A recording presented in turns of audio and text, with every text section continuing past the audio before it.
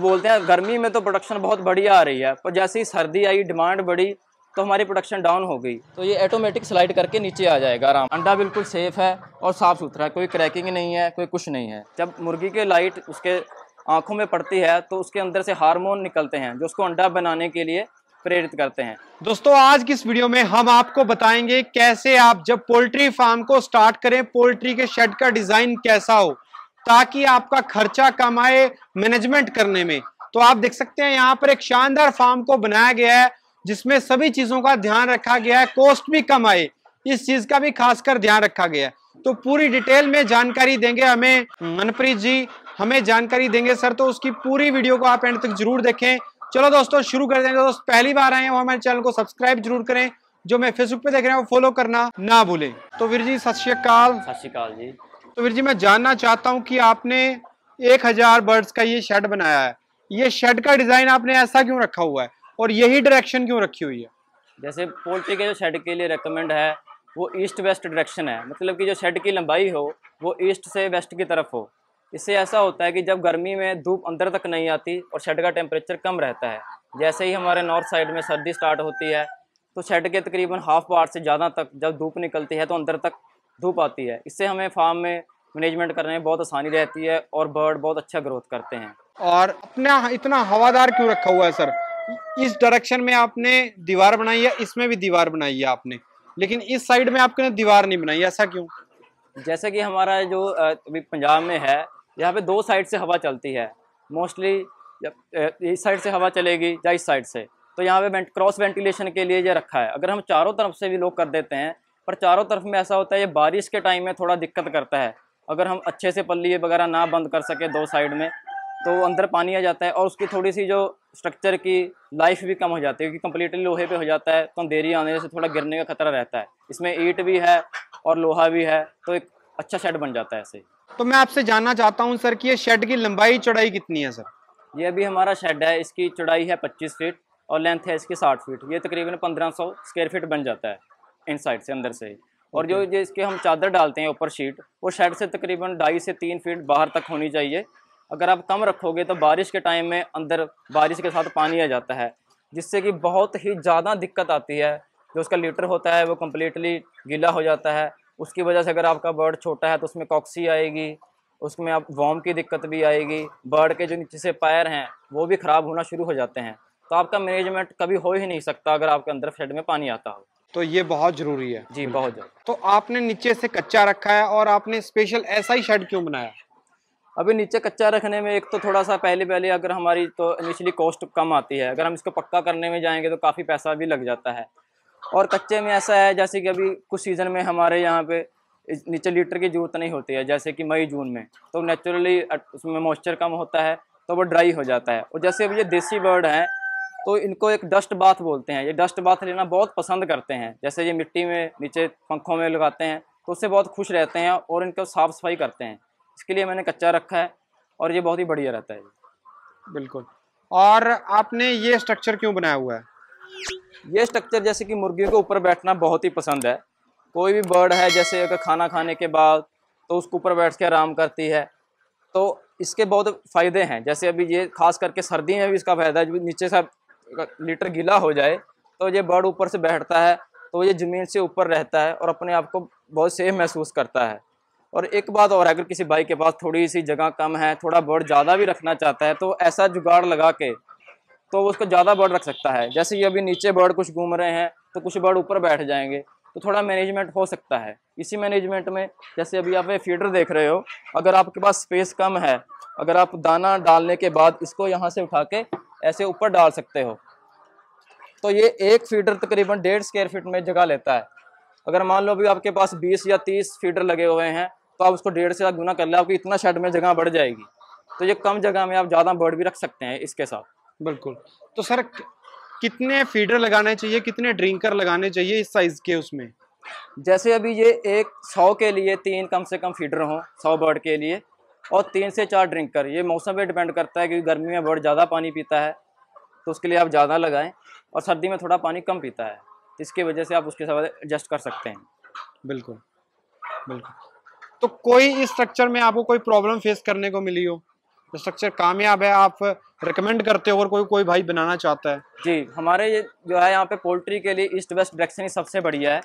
इससे क्योंकि अगर मोस्टली जो दूसरे शेड भी बने हुए हैं पहले के पुराने, तो उसमें देखा है उसमें वायरस बैक्टीरिया की दिक्कत बहुत ज़्यादा आती है, क्योंकि उसमें धूप अंदर तक नहीं आती सर्दी में, और गर्मी में धूप आती है, तो इसके वजह से बर्ड में वहाँ पर टेम्परेचर मैनेजमेंट करना बहुत ही दिक्कत आती है। और फिर आंधी तूफान में भी इसमें क्रॉस वेंटिलेशन हो जाती है, तो थोड़ा फार्म में अच्छा रहता है। तो ये लाइट वगैरह क्यों लगा रखी है सर आपने? ये सर जैसे अभी बर्ड को, ये जो पोल्ट्री का बर्ड है, इसको अंधेरे में बिल्कुल नहीं दिखता, तो इसको आर्टिफिशियल लाइट भी चाहिए। पर ये ध्यान रखना चाहिए जब भी हम लाइट लगाएं तो वो तकरीबन ज़मीन से 7 से 8 फीट हाइट पे हो, और वो इक्वल डिस्टेंस पे हो फार्म में सभी तरह। ऐसा ना हो भी एक जगह बहुत ज़्यादा लाइट है और एक जगह बिल्कुल अंधेरा है, ऐसे बर्ड की ग्रोथ में बहुत फ़र्क पड़ता है। अगर आप लाइट को ज़्यादा नीचे कर देंगे तो उसका लाइट का एक कैटेगरी होती है, उसको मापने की, लक्स बोलते हैं उसको, उसका लाइट का लक्स बढ़ जाता है, जिसमें बर्ड में कैनाबलिज्म की दिक्कत आना शुरू होती है, वो एक दूसरे को खाना नोचना शुरू कर देते हैं। खास करके अगर आप अंडे के लिए रख रहे हो तो लाइट का देना बहुत ज़रूरी है, क्योंकि कम से कम 14 से लेके 15 घंटे बर्ड को लाइट चाहिए। अगर आपके शेड में इक्वली लाइट नहीं है, जहाँ अंधेरा होगा तो वहाँ पे जाके बर्ड बैठ जाएंगे, तो उसके लिए आके प्रोडक्शन में डाउन आ जाता है। इसके लिए लाइट का बहुत रोल है। बिल्कुल, इसलिए यहाँ पर जाली लगाना बहुत ज़रूरी है एक साइड पे।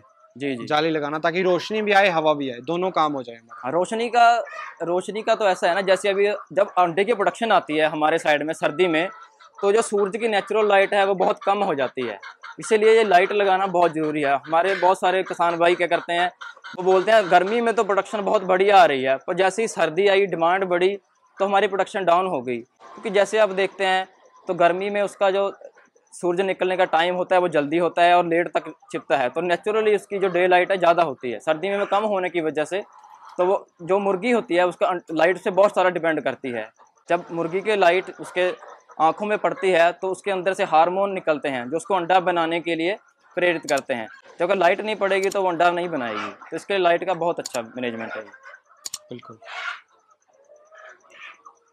दोस्तों, पोल्ट्री फार्म में मैं आपको एक ऐसा कमाल का जुगाड़ दिखाना चाहूँगा जो कि आपके अंडे की क्वालिटी को और इम्प्रूव करता है, साफ़ सुथरा रखता है। ये जुगाड़ लगाया हमारे सर ने, तो सर से हम जानेंगे कि ये जुगाड़ है क्या, इसका फ़ायदा क्या है। तो सर जी नमस्कार, सत श्री अकाल। नमस्कार सर।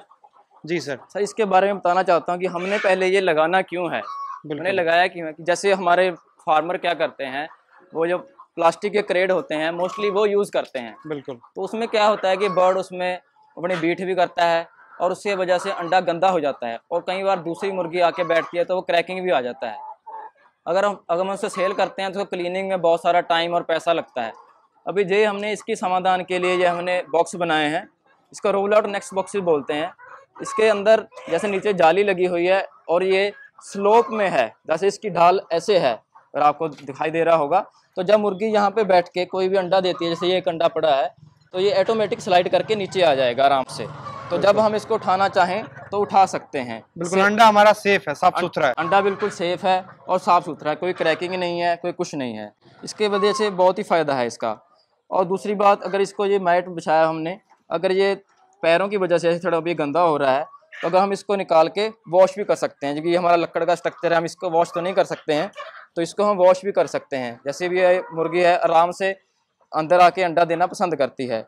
अगर आपको ये लगाना है, मान लो अभी आपने ये नहीं लगाया हुआ, आपकी मुर्गी वैसे क्रेट में या कहीं और अंडा दे रही है, अगर आप ऐसा लगाना चाहते हैं और आप चाहते हैं कि आपकी मुर्गी इसमें अंडा दे, तो आपको उसको ट्रेंड करने के लिए कोई अंडे के साइज का पत्थर, जैसे ये हमने इसमें लगाया हुआ है, आप इसको किसी चीज़ तार के या टाई के साथ बांध दें, ताकि मुर्गी को लगे कि ये अंडा दिया हुआ है, तो इसके वजह से वो इसमें थोड़े टाइम के बाद अंडा देना स्टार्ट कर देगी। पर आप एकदम से ऐसा ना करें कि इसको लगा दें और अपने पुराने अंडे वाले उठा दें, तो इससे क्या है कि मुर्गी की जगह बदलने की वजह से अपना अंडा छोड़ जाएगी, आपकी प्रोडक्शन काफ़ी डाउन हो जाएगी। बिल्कुल, आराम से उसको आराम टाइम लगेगा। जी, टाइम लगेगा, हफ्ते 10 दिन में उसको चेंज कर दें।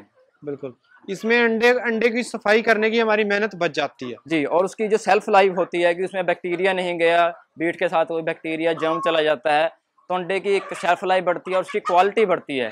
क्योंकि कोई भी कस्टमर है वो साफ़ सुथरा अंडा लेना पसंद करता है, गंदा अंडा कोई पसंद नहीं करता है। जी बिल्कुल। इसका खर्चा कितना है सर इस स्ट्रक्चर को बनाने का आपका?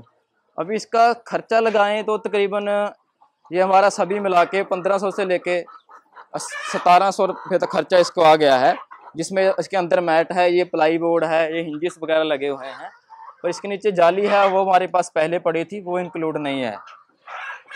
तो ये एक बार बना के आप इसको, ये काफ़ी लॉन्ग टाइम चलता रहेगा, तो आप इसको बनाएं।